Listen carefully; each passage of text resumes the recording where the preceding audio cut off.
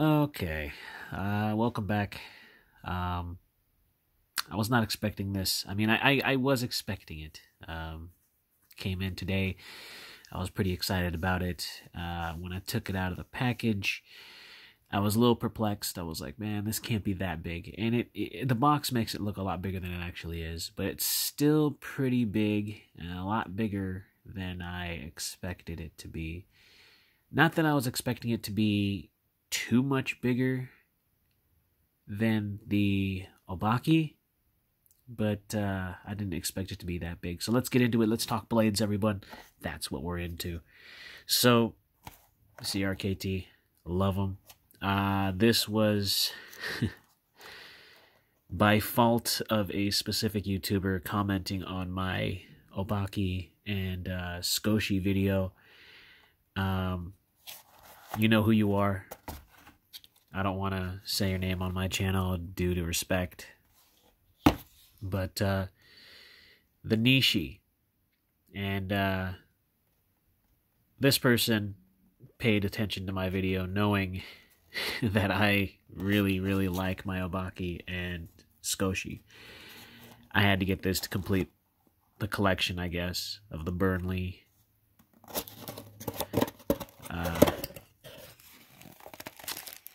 collection. Anyways, here it is. Here's this big boy. This is pretty huge. Was not expecting it. I mean, the box looks way bigger. Obviously, I can't even keep it in frame unless I bring it out. And here it is. Like I said, I opened the box just to take a glance at it. It's the first time I actually pulled it out, so you guys are seeing it in real time.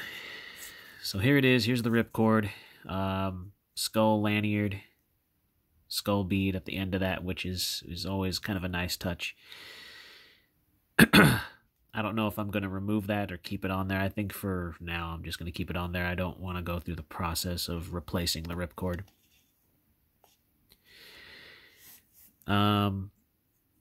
Looks fine already. Of course, this is a little shorter than I'd like it to be, but I'm pretty sure they have their measurements for their reasons, and for good reasons anyway. And here is the Nishi. So very similar in design to the Obaki and the Skoshi. And the retention on it is pretty decent. It's not as tight as I would like it to be, just from that initial pull, but it seems to work just fine. Kydex sheath. It does come with this right here. And from what I understand, you can actually put this on any one of the holes right here, and it'll help hook into your belt or belt line. And you got the screws and the hardware all down here, so that's always nice. I think I have this also with the Obaki. Pretty sure I just never really attached it. I never really used it. I always like freely moving it around and pushing it deeper or higher in the waistband without this having to be the limitation to it. So it's always nice to have that if that's any importance. And of course, comes with the also famous CRKT reading material that I always enjoy reading. Confidence in hand, innovation and integrity to us. Nothing else matters. Nothing more matters. Nothing matters more. Excuse me. I'm still waking up. This one's new. I haven't seen this one. How to prove your hunting prowess. Train a bird dog. Sign your kid up for a hunter safety class. Grab your home front hunter and go head to head with Sasquatch in a skinning and quartering competition. Oh, yeah. Of course, I have this knife. And yeah, I don't know if you guys have already seen that video, but it is a decent knife. I wouldn't want to carry it only because I'm not afraid of it falling apart. I don't know, something about it just doesn't really seem like something I would carry every day. But it's a nice idea that you could just, field strip it, clean it. So that's always good. So it comes with this. Oh man, yeah, I'm still waking up. I'm like, kind of groggy right now. So forgive me if I seem a little off. I am. All right, so for the sake of it all, you see it in my hand. This thing is huge. It's full, I want to say full-length knife. 4-inch blade, I believe.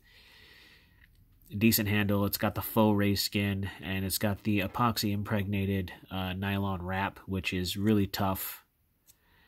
I can't even move it, which is a good sign, because that's exactly what, it's what they say, epoxy impregnated, so I'm pretty sure that's just their high-quality glue, making this wrap near impossible unless you want to. It's not going to come apart, so that's always good. The faux raised skin underneath. I gotta tell you, though, I'm not a huge fan of fake raised skin, but they play it off pretty well in the knife design. So, here it is, the Burnley design, Nishi. One thing that I can tell you that I'm also disappointed about is this finish right here just looks like a metal paint that's on there. And it almost reminds me of the metal paint that you see on the older Cold Steel knives, where it would just chip and flake off. This kind of seems like that. I hope I'm wrong. I hope that, but to me it just looks like the metal paint. And if and when hard use, I'm pretty sure this stuff might not wear as well. But having that look, kind of like that Japanese hamon look, Japanese katana hamon, I want to say that that's probably going to be okay, because it already looks like it's all chipped and weathered and all that. If you're looking at it in a different perspective, it's not going to matter to you whether or not that stuff is going to flake off or wear, because it already looks the way it does, coming to you the way it is. But I do like it, though. I mean, it looks nice. It's a bit heavier. So, there it is. And just for comparisons, I'm going to go ahead and put it up against the Obake. So here's the Obake. I just tied the string around it to keep the string, the ripcord from, getting in the way.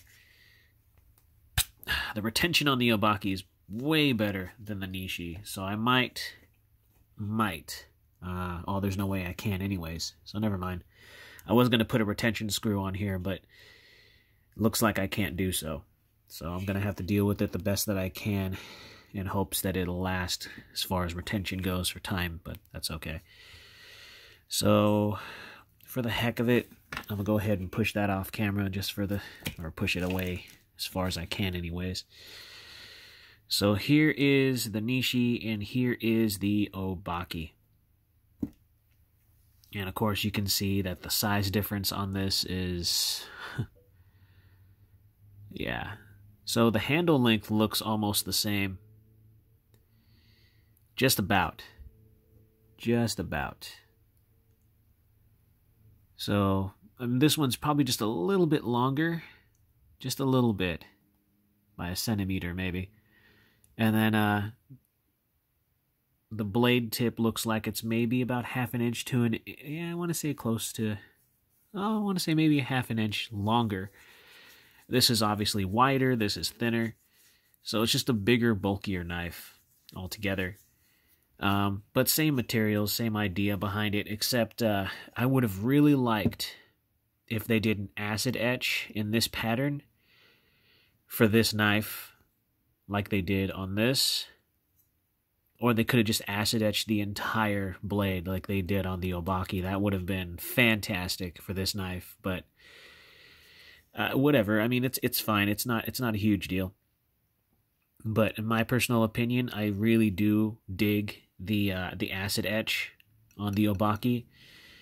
They could have done it on this. It would have made it, in my opinion, a little bit better. I mean, if they were to just put the pattern, like, how they kept this, obviously they covered this part with something and then they painted the paint on. They could have acid etched the same pattern like that. That would have been really cool. But hey, whatever. It's alright. This is still pretty decent for what it is. It still looks pretty nice. It still feels the same. It's just this is a bigger, beefier handle. Meatier. Like, I got more of a grip on this one. On this one, not so much. This one feels a lot thinner in the hand. You have to hold it in a saber grip if you want to straighten your thrust with this. Holding it in the hammer grip just feels really small. So, it doesn't really... It's still great. It's still great. I still like the Obaki very much. The Nishi, it's big. This is a big knife. If you got big hands, this will probably work way better for you than the Obaki. I think the only thing that kind of makes me nervous about this knife, because it's so much bigger, is that I really hope that I don't ride up by accident. Because the blade starts right there. If you can't see it, focus, there we go. They sharpened it all the way to that edge right there.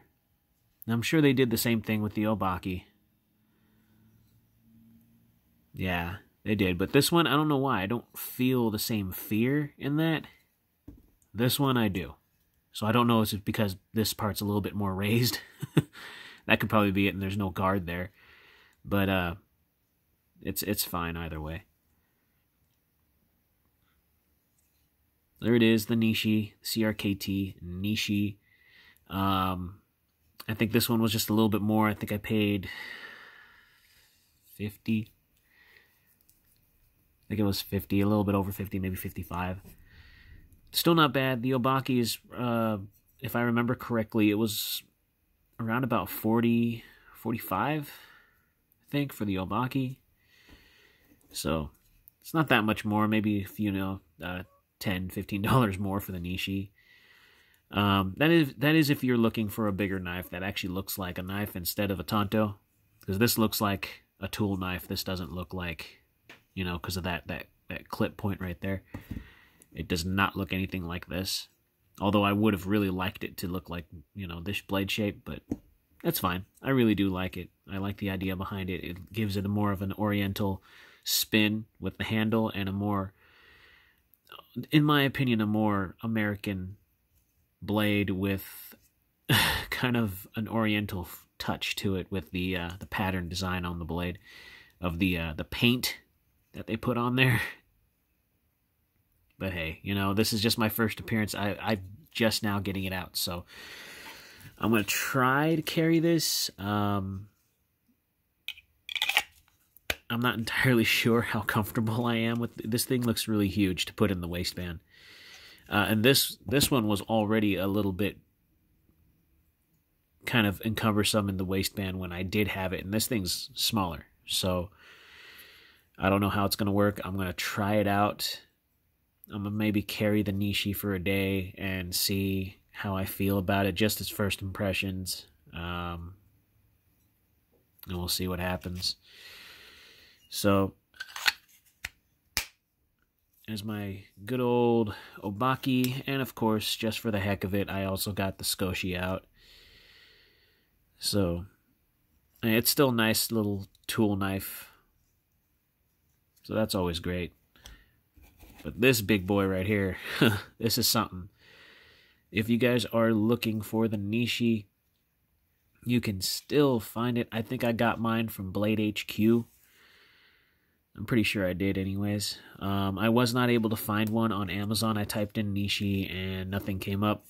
So I don't know if it's still a new knife and Amazon hasn't gotten their hands on it yet.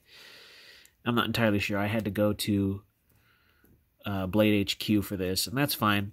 Those are my secondary things. If I can't find it on Amazon, I go to Blade HQ, and then if I don't go to Blade HQ, I go to Blade Ops, and if I can't find it on either of those, then I hop to eBay, and if I still can't find it, then I give up after eBay, because after that, I don't really trust too many other sites buying my blades, because I don't really have too much experience with other sites, and I'm always trying to be cautious of where I put my personal information. So it's up to you guys. If you're interested in a big old hunk knife like this, go ahead and check it out. CRKT's website, I'm pretty sure if you wanted to go through them, you can. I try not to go to the actual websites of any of the knives I get. I always try to do something cheaper. So, I don't know. That's just kind of my logic. I might be wrong. Who knows? Anyways, thank you for watching this video. I will see you guys in the next one. Go ahead and stab that like if you haven't done so, slash that subscribe. I'd love you if you could. And I will see you guys in the next video. Later.